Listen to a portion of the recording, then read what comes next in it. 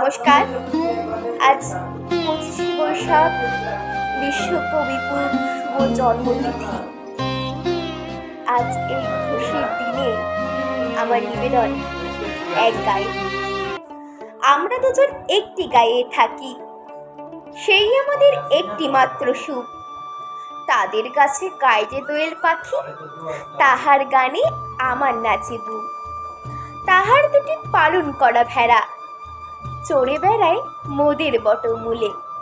যদি ভাঙে আমার ক্ষেতের বেড়া, কোলের পরে নি তাহারে তুলে। আমাদের এই গ্রামের নামটি খঞ্জনা, আমাদের এই নদীর নামটি অঞ্জনা। আমার নাম তো জানে গায়ের পাঁচজনে, আমাদের সেই তাহার নামটি রঞ্জনা।